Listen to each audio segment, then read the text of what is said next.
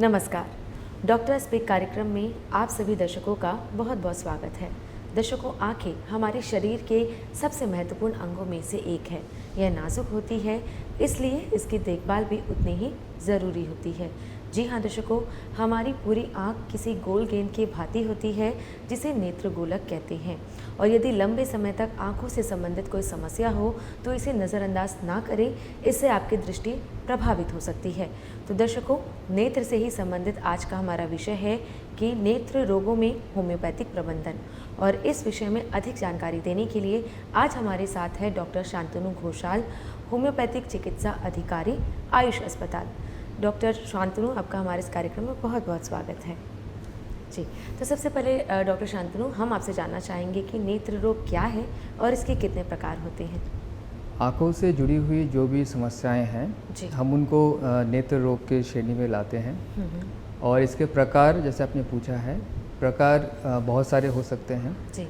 हम अगर आँखों को जो प्रोटेक्ट करता है हमारा आईलिड की जो बीमारियां हैं वो भी नेत्र रोग में ही हम लोग शामिल कर सकते हैं जी। जैसे कि इन्फेक्शन ऑफ द आईलिड, जिसको हम ब्लेफराइटिस बोलते हैं। इसके अलावा और भी इन्फेक्शन जैसे कि स्टाई, जो कि आईलिड से ही जुड़ा हुआ है।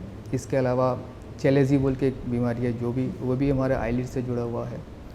अब हमारे आँखों के अंदर आते हैं, जो हमारी जो ब्लैक वाला पोर्शन है आँखों में, उसको कॉर्निया कहते हैं। जो कॉर्निया से रिलेटेड बीमारियां हैं बहुत सारे, कॉर्नियल एब्रेशन होता है, कॉर्नियल अल्सरेशन होता है। इसके अलावा ड्राइनेस ऑफ द आई, जिसको हम लोग ज़ेरोफ्थेल्मिया बोलते हैं, ये भी आँखों से जुड़ी हुई समस्या है। इसके अलावा अब और थोड़ा अंदर चले जाते हैं, हमारे अंदर में, आँखों के अंदर में लेंस है। जैसे कि हमारे कैमरे में लेंस होती है, वैसे आँखों के अंदर भी एक लेंस होती है। तो लेंस से जुड़ी हुई भी बहुत सारी समस्याएं हमें होती है। फिर अंदर में एक फ्लूइड होता है जिसको हम लोग एक्वास ह्यूमर और विट्रियस ह्यूमर बोलते हैं, उससे भी जुड़ा हुआ समस्या हो सकती है। और भी पीछे अगर चले जाएं, इसके आँखों के पीछे वाले भाग में रेटिना होता है। रेटिना से जुड़ा हुआ बहुत सारी समस्या होती है, जैसे कि बहुत ही अभी आम तौर पे हम देखते हैं डायबिटिक रेटिनोपैथी, जो कि आँखों की एक बहुत बड़ी समस्या है और ये ब्लाइंडनेस का बहुत बड़ा कारण है। और भी पीछे जाएं तो एक नर्व है जिसको हम ऑप्टिक नर्व बोलते हैं, जो हमारे आँखों को ब्रेन से जोड़ता है। इससे भी जुड़ा हुआ बहुत सारी बीमारियाँ हम देखते हैं जी। अब हम आपसे जानना चाहेंगे कि नेत्र रोग होने के लक्षण क्या होते हैं।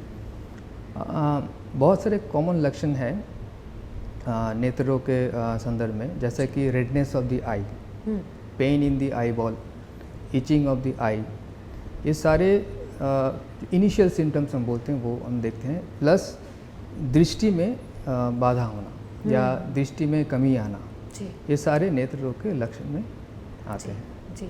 लेकिन अब हम आपसे जानना चाहेंगे कि नेत्र रोग होने के मुख्य कारण क्या होते हैं।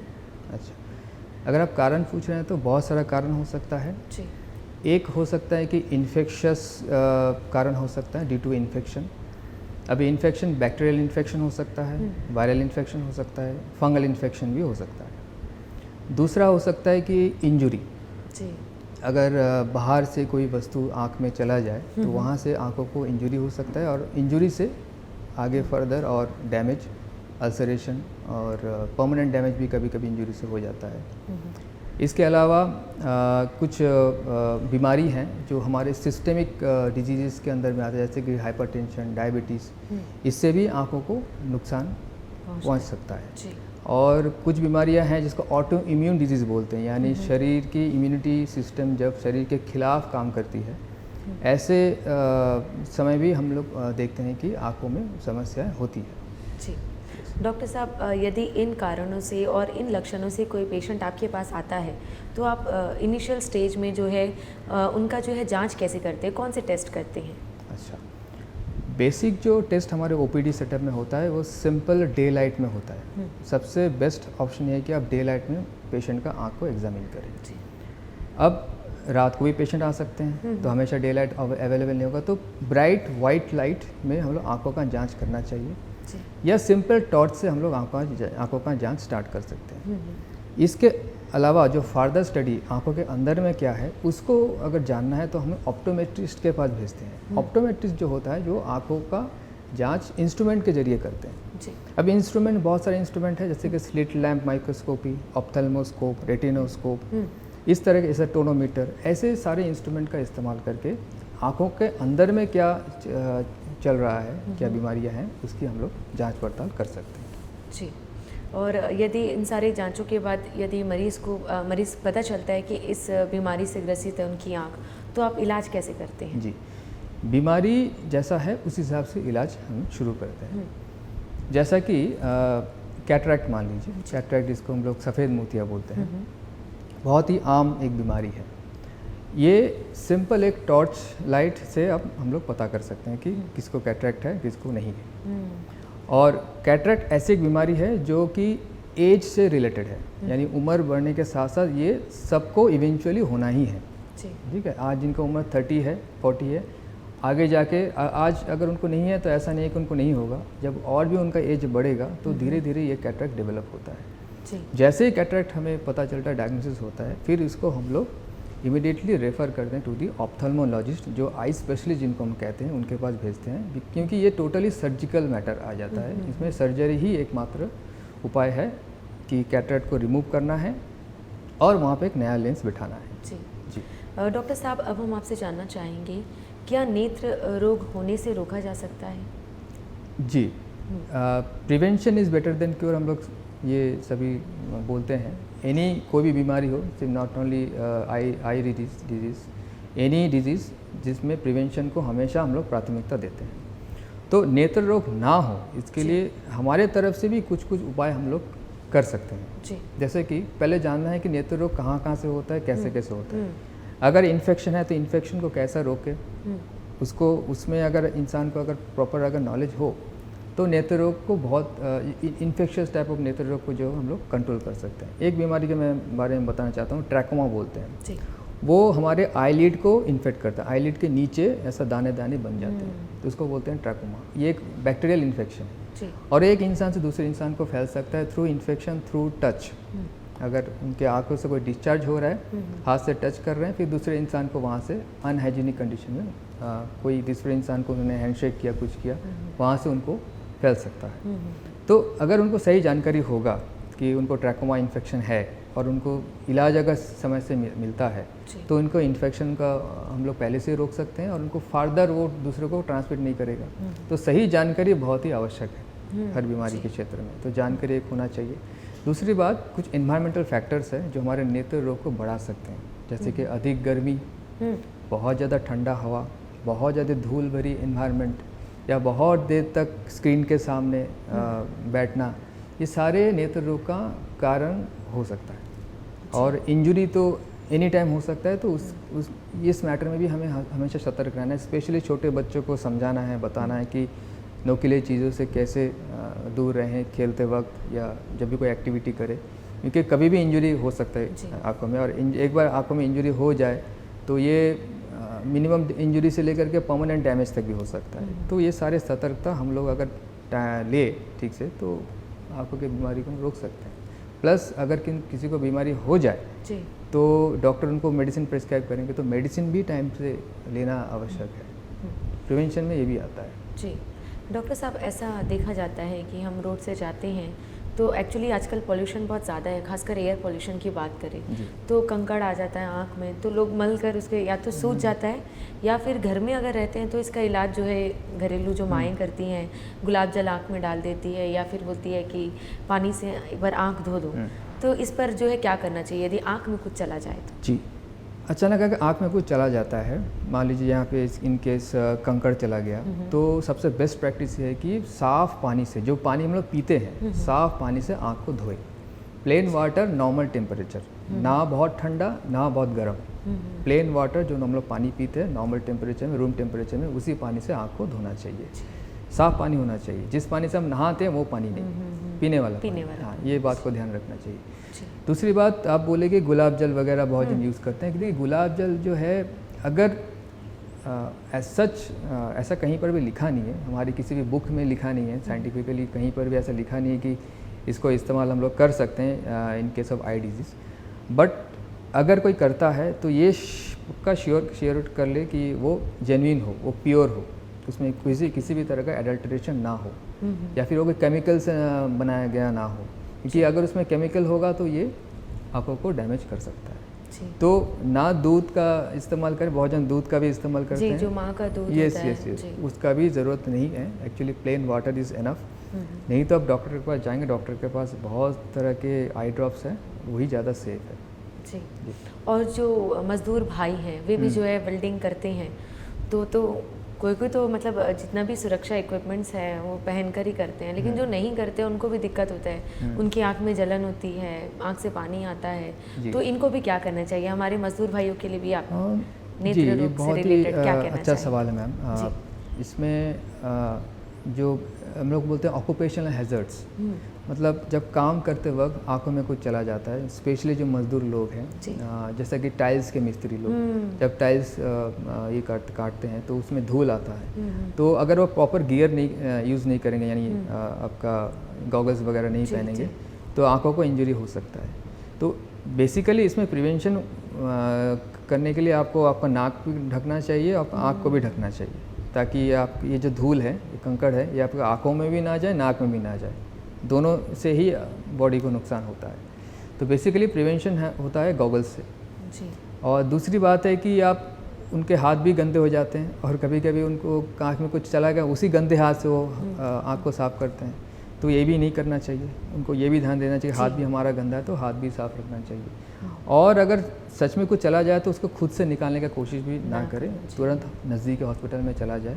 वहाँ पर अगर आई डॉक्टर होगा तो वो एनेस्थीसिया दे करके अगर कुछ ऐसा पार्टिकल्स है उसको निकाल देगा तो वो प्रॉब्लम सॉल्व हो जाएगा। जी डॉक्टर साहब, कोरोना महामारी के समय भी ऐसा जो प्रिकॉशंस है, उस समय कहते थे कि आँख में बार बार हाथ ना लगाएं, चेहरे पर हाथ ना लगाएं, इससे जो है इन्फेक्शन जो है बढ़ेगा। जी, तो आप इस पर क्या कहना चाहेंगे? जी, ये तो बहुत इम्पॉर्टेंट चीज़ है, ये हमें सबको ध्यान रखना चाहिए कि इन्फेक्शन हमारे हाथों से बहुत जल्दी फैलता है। जी, कोई भी इन्फेक्शन, अभी मैंने थोड़ा देर पहले ट्रैकोमा का बात बोला है। ट्रैकोमा एक बैक्टीरियल इन्फेक्शन है जो हमारे आँखों के आईलिड के नीचे होता है। अगर इन्फेक्शन होगा तो वहाँ पे एक पानी आँखों से गिरेगा, पस भी कभी कभी निकल जाता है, होता है।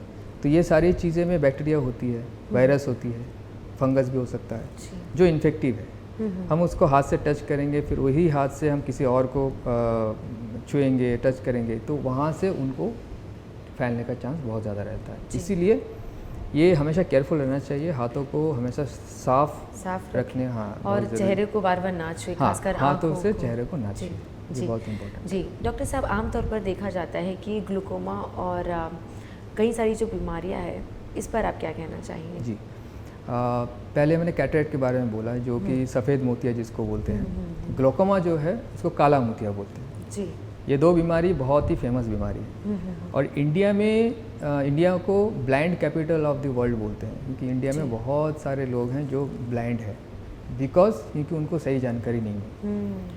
उसका मेन कारण है एक कैटरेक्ट, दूसरा ग्लूकोमा, और तीसरा कारण है आपका डायबिटिक रेटिनोपैथी। तो ग्लूकोमा जो सेकंड बीमारी है, वो इसको काला मोती इसलिए बोलते हैं क्योंकि इसमें जो मरीज़ आते हैं, मरीज़ क्या बोलते हैं कि हमें पास की कुछ दिख नहीं रही है, सिर्फ बीच वाला पोर्शन दिख रहा है।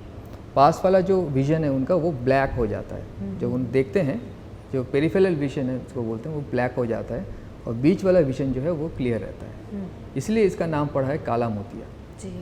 और इसमें हमारे लेंस को इनडायरेक्टली इसमें लेंस में इफ़ेक्ट होता है। प्राइमरीली क्या होता है कि हमारे आँखों में एक प्रेशर होता है, जो आँखों के अंदर एक फ्लूइड होता है, पानी जैसा चीज़ होता है। जब वो फ्लूइड हमारे अधिक मात्रा में बनने लगता है, और एक सिस्टम ऐसा है कि फ्लूइड बनेगा और इसको एब्जॉर्ब भी होना होता है। अगर फ्लूइड बन रहा है और एब्जॉर्ब नहीं हो रहा है, और फ्लूइड का एक फ्लो होता है, नॉर्मल फ्लो, अगर ये फ्लो अगर बंद हो जाए तो आँखों के अंदर प्रेशर बढ़ जाता है। प्रेशर बढ़ जाने से उस कंडीशन को हम बोलते हैं ग्लूकोमा। इसके मेडिसिन अवेलेबल है, मेडिसिन टाइम टू टाइम लेने से ये ठीक भी होती है जी। नेत्र रोगों की रोकथाम के लिए हमें क्या क्या उपाय जो है अपनाने चाहिए? जी, नेत्र रोग तो बहुत तरीके के हैं। इन्फेक्शन को रोकने के लिए जैसा कि हैंड हाइजीन, फिर आपका आई को कैसे धोना है, आँखों को कैसे धोना है, ये भी बहुत इंपॉर्टेंट है। इन्फेक्शन ना हो तो ठीक है, आप नॉर्मल पानी से आँख को धो लिए नॉर्मल तरीके से, इज़ ओके। बट अगर किसी के आँख में इन्फेक्शन है और ये एक ही आँख में इन्फेक्शन है, तो अक्सर इंसान के गलती से वो दूसरे आँख को भी फैल जाता है, अपने ही गलती से। कैसे होता है, हम लोग एक ही हाथ से उसको एक आँख को धोएं, जिस आँख में इन्फेक्शन है उसी हाथ से दूसरे आँख को धोते हैं, और इस तरह से एक आँख से दूसरे आँख में इन्फेक्शन फैलता है। तो ऐसे केस में हम लोग क्या बोलते हैं कि दो अलग अलग रुई का टुकड़ा ले लें, जिसको हल्का गर्म पानी में भिगोए, जब आँखों में इन्फेक्शन रहता है तब उस एक रुई का टुकड़े से एक आँख को साफ़ करके फेंके, दूसरे रुई का टुकड़े से दूसरा आँख को साफ़ करके फेंके। तो इस तरह से हम लोग छोटे छोटे उपाय करके आँखों का जो इन्फेक्शन वाला पार्ट है वो चीज़ को दूर कर सकते हैं। इसके अलावा गॉगल्स का इस्तेमाल करना, स्पेशली जहाँ धूल वगैरह है, मिट्टी वगैरह है, सन लाइट, जो एक्सेसिव सन लाइट से भी प्रॉब्लम आँखों को हो सकती है। फिर जैसा कि कोई बीचेस, हम लोग बीच वगैरह में जाते हैं, समुद्र किनारे में जाते हैं, पानी के नज़दीक जाते हैं दिन के समय में, जहाँ पे सूरज बहुत तेज़ जब होता है, जो सूरज का जो रिफ्लेक्शन होता है उससे भी आंखों को तकलीफ़ या नुकसान पहुंच सकता है। कंटिन्यूअसली अगर बहुत देर तक जो इंसान बीचेस वगैरह में रहते हैं जहाँ पे वाइट सैंड है, सफ़ेद बालू है, तो जो लाइट रेज जो रिफ्लेक्ट होती है जो आंखों को नुकसान पहुंचा सकता है। तो यहाँ पर भी सजेशन ये रहे कि आप गॉगल्स का इस्तेमाल करें, जो सन ग्लासेस वगैरह है उसका इस्तेमाल करें। एक और एक चीज़ होता है सन ब्लॉक बोलते हैं, जो यहाँ पे लगाते हैं, जो काले रंग का होता है। स्पेशली जो प्लेयर्स लोग होते हैं ना, जो खेलते हैं, क्रिकेट हो, फुटबॉल हो या फिर हॉकी, जो दिन के समय खेलते हैं, धूप में खेलते हैं, अपने टेस्ट मैच जो खेलते हैं क्रिकेट में वो सारे प्लेयर्स यूज़ करते हैं, क्योंकि टेस्ट मैच होता है 5 दिन तक होता है और वहाँ पे धूप में खेलना होता है और धूप से आंखों को नुकसान पहुँच सकता है, इसलिए वो यहाँ पे एक ब्लैक पैचेस एक चीज़ लगाते हैं ताकि रिफ्लेक्शन कम हो रोशनी का। तो ये सारे छोटे छोटे उपाय हैं जिसको अपनाकर हम लोग आंखों को बचा सकते हैं। प्लस आई स्ट्रेन, ये भी बहुत लोग नहीं जानते कि आई स्ट्रेनिंग भी एक बहुत बड़ा रोल प्ले करता है आंखों की बीमारी में। ये क्यों होता है? हम लोग बहुत देर तक टीवी के सामने बैठते हैं या मोबाइल फ़ोन यूज़ करते हैं या फिर कंप्यूटर स्क्रीन के सामने बैठते हैं। तो स्पेशली कंप्यूटर स्क्रीन और मोबाइल फ़ोन ये हम लोग बहुत नज़दीक से देखते हैं। टीवी तो फिर खैर थोड़ा दूर से देखते हैं, लेकिन जो कंप्यूटर स्क्रीन और मोबाइल स्क्रीन है बहुत नज़दीक से देखते हैं। तो बहुत देर तक घंटे से घंटे, मतलब आफ्टर 1 आवर 2 आवर तक अगर हम लोग कंटिन्यूसली अगर ऐसा देखेंगे स्क्रीन को, तो आंखों में पेन होने स्टार्ट हो जाता है। इसको बोलते हैं आई स्ट्रेनिंग। इस सिचुएशन से बचने के लिए हम लोग एक रूल फॉलो करते हैं, 20-20-20। रूल ऐसा है कि हर 20 मिनट में आपको स्क्रीन से हट के 20 फीट दूर में कोई भी वस्तु को देखना है 20 सेकंड तक। अगर ये रूल अगर फॉलो करें 20-20-20 रूल को, तो आई स्ट्रेन से रिलेटेड इश्यूज से हम लोग बच सकते हैं। और आई स्ट्रेन के बाद आता है आपका चश्मा का इशू, फिर ग्लोकोमा का इशू और भी बहुत सारे इशू आ सकता है बाद में, लेटर स्टेज में। तो जो लोग बहुत देर तक स्क्रीन के सामने बैठते हैं उनके लिए एक बहुत बड़ा एक फ़ायदेमंद वाला चीज़ है। नेत्र रोग से संबंधित जो भी आप उपचार करते हैं, इस पर जो है होम्योपैथी की क्या भूमिका है? जी, एक होम्योपैथी फिजिशियन एक जनरल फिजिशियन होता है, और जनरल फिजिशियन होने के नाते पेशेंट हमारे पास कोई भी बीमारी लेके आ सकता है।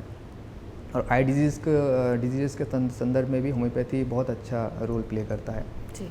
कुछ बीमारियां ऐसी हैं जैसे कि एक्यूट डिजीज़, जिसको बहुत दिन से नहीं है, बहुत थोड़ी दिन से होती है, जैसे कि स्टाई हो गया है, चेलेजी हो गया है। इसमें होम्योपैथी में स्पेसिफिकली कुछ मेडिसिन है जो दे करके हम लोग ठीक कर सकते हैं। जी। इसके अलावा होम्योपैथी में एज ए जनरल होम्योपैथी में हम लोग टोटलिटी ऑफ सिम्टम के बेसिस में मेडिसिन देते हैं। टोटलिटी ऑफ सिम्टम क्या है? इसमें total sign and symptoms of the patient, इसमें eye, not only eye, other part of the body के सिम्टम्स भी हम लोग काउंट करते हैं, उसको भी नोट डाउन करते हैं। इसमें पेशेंट का प्रेजेंट कंप्लेंट जो है उसका हिस्ट्री लेते हैं, past history, family history, patient का अपना जो इंडिविजुअल सिम्टम है उस पर भी हम ध्यान देते हैं, जैसे कि उनको क्या पसंद है, क्या नहीं पसंद है, क्या क्या चीज़ से उनको ये प्रॉब्लम बढ़ता है, क्या चीज़ से नहीं कम होता है, ये सारी चीज़ों को हम लोग नोट डाउन करते हैं। फिर हमें जो सिम्टम का जो हमें बंच मिलता है उसको हम लोग कंपेयर करते हैं हमारी मटेरियल मेडिका से, हमारे बुक से। जो मेडिसिन सबसे सिमिलर मेडिसिन होता है वही मेडिसिन हम लोग प्रिस्क्राइब करते हैं। इसी प्रकार से सारे बीमारी का इलाज होम्योपैथी में होता है, जिसको बोलते हैं टोटलिटी ऑफ सिम्टम बेसिस में ट्रीटमेंट करना। जी जी। डॉक्टर साहब, यदि कोई मरीज़ जो है एलोपैथी की दवा ले रहा है और किसी कारणवश या किसी लक्षणों के साथ वो होम्योपैथी की भी दवा ले रहा है, तो ये दोनों दवाओं का साथ में सेवन किया जा सकता है और ये कितना सेफ़ है? एकदम से सेफ़ है। एलोपैथी दवाइयाँ अपने हिसाब से काम करती है, होम्योपैथी दवाइयाँ अपने हिसाब से काम करेगी।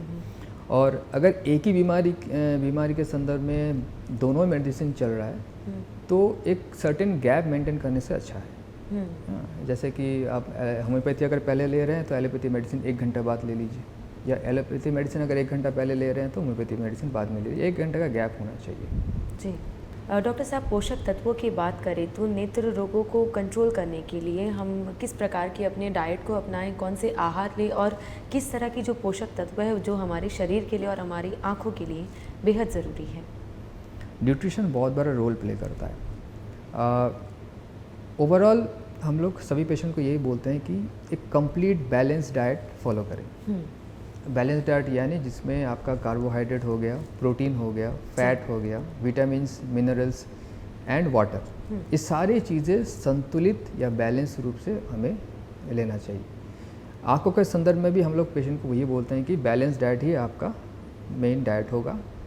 स्पेशली इसमें विटामिन ए को हम लोग बचपन से पढ़ते आ रहे हैं कि vitamin A is good for our eye. तो विटामिन ए किस किस चीज़ में पाया जाता है उसको भी हम लोग थोड़ा सा नॉलेज दे देते हैं। तो आज मैं और एक बार बोल देता हूँ कि विटामिन ए किस किस चीज़ में पाया जाता है। बहुत ही सिंपल तरीका है इसका। जितने भी फल और सब्जियाँ जो आपका ऑरेंज कलर का है, रेड कलर का है, येलो कलर का है, ये सारे कलर में आपको विटामिन ए थोड़ा ज़्यादा मात्रा में मिलता है। तो ऐसे फल और ऐसे सब्जियाँ, सब्जी में आप एग्जांपल ले ले, पम्पकिन है और आपका गाजर है, तो इसका दोनों का कलर देखिए ऑरेंज या फिर येलोइश होगा। तो ऐसे ही कोई भी फल या सब्जी जिसमें जैसा कलर येलो है, ऑरेंज है या रेड है, इसमें विटामिन ए का मात्रा ज़्यादा होता है। इसका मतलब यही नहीं कि बाकी कलर में नहीं होगा, ऐसा नहीं है। All type of green leafy vegetables, animal food, सभी चीज़ में विटामिन ए होती है। तो इसीलिए बैलेंस डाइट का होना बहुत ज़रूरी है। जी, और ये विटामिन और मिनरल्स की क्यों आवश्यकता होती है? जी। विटामिन ए जो है हमारे आँखों में जो रेटिना है, रेटिना में सेल होती है 2, जिसको बोलते हैं rod cells and cone cells. Rod cell जो होता है जो हमारे लाइट को कंट्रोल करने में मदद करता है, और जो कोन सेल होता है कलर को पहचानने में मदद करता है। तो ये दोनों सेल को बनने के लिए विटामिन ए चाहिए होता है। अगर विटामिन ए की कमी होगा तो ये सेल ठीक से नहीं बनेंगी और हमारी दृष्टि में कमी आएगी। प्लस जो हमारे आँखों का जो पानी है, जो टीयर्स जिसको बोलते हैं, इसका भी बहुत बड़ा रोल है। अगर ठीक से अगर टीयर, हमारे आंसू अगर नहीं बनेंगे तो आँखों में जो हाइड्रेशन है वो नहीं होगा। तो इसमें ड्राइनेस जैसे प्रॉब्लम आएंगी। इसको हम लोग बोलते हैं ज़ेरोप्थेल्मिया, ड्राइनेस ऑफ द आई। तो ये जो पानी है इसको बनने के लिए हमें वाटर इंटेक प्रॉपर होना चाहिए। प्लस ये जो मिनरल्स है, ये सारे मिनरल्स हमारे वो आँखों के पानी में मौजूद है, जो हमें आँखों को हाइड्रेट भी करता है और न्यूट्रिशन भी प्रोवाइड करता है। जी। डॉक्टर साहब, जब दृष्टि की बात करें तो आँखों की दृष्टि में सुधार आने के लिए क्या करना चाहिए? जैसा मैंने वो अभी बताया, एक 20-20 रूल, इसको अगर फॉलो करेंगे तो आई स्ट्रेनिंग नहीं होगा। आई स्ट्रेनिंग अगर नहीं होगा तो बहुत सारे प्रॉब्लम फार्दर और एग्रेवेट नहीं होंगी। दूसरी चीज़, न्यूट्रिशन का ध्यान रखना बहुत ज़रूरी है। स्मोकिंग को अवॉइड करना चाहिए, या any type of tobacco products को अवॉइड करना चाहिए। टोबैको प्रोडक्ट में क्या है कि इसमें निकोटीन होता है, और ये निकोटीन हमारे आँखों के आर्टरीज से होता हुआ हमारे रेटिना तक पहुँचती है और वहाँ पे ब्लॉकेज करती है, ब्लड सप्लाई को रोकती है, जिससे कि हमारी रेटिना में डैमेज होती है और हेमरेज हो सकता है, और आगे जाके रेटिनोपैथी जैसी बीमारियाँ क्रिएट कर सकती है, जिससे कि अंधापन भी आ सकता है। तो ये तरीका है रोकथाम की। जी डॉक्टर साहब, आँखों की समस्या की वजह से जो है लोग चश्मा पहनते हैं या फिर सूरज की किरणों से बचने के लिए भी। तो अभी ज़माना नया है, लोग लेंस को अपना रहे हैं, तो हमारे आँख के लिए लेंस कितना सुरक्षित है? आप कॉन्टैक्ट लेंस की बात कर रहे हैं? जी। कॉन्टैक्ट लेंस जो है इसकी पॉजिटिव साइड भी है, नेगेटिव साइड भी है। तो पहले हम पॉजिटिव साइड जान लेते हैं। लोग कॉन्टैक्ट लेंस इसलिए पहनते हैं ताकि उनको चश्मा पहनने की ज़रूरत ना पड़े, थोड़ा सुंदर दिखने के लिए, अच्छा कॉस्मेटिक इफेक्ट को बढ़ाने के लिए लोग कॉन्टैक्ट लेंस पहनते हैं। और बहुत से लोग ऐसे कि जो ऐसे प्रोफेशन से जुड़े हुए होते हैं, जैसे कि टीवी इंडस्ट्री हो गया हो, या फिर जो स्पोर्ट्स इंडस्ट्री में है, जो स्पोर्ट खेलते हैं, उनको भी चश्मा से कभी कभी दिक्कत हो सकता है, तो वो कॉन्टैक्ट लेंस में आ जाते हैं। तो ये हो गया पॉजिटिव साइड। इसका नेगेटिव साइड भी हमें जान लेना चाहिए। हर चीज़ का पॉजिटिव भी होता है, नेगेटिव भी होता है। नेगेटिव ये होता है, बहुत देर से अगर कोई कॉन्टैक्ट लेंस पहनेगा तो क्या है कि हमारे कॉर्निया जो है उसको ऑक्सीजन नहीं मिलेगा।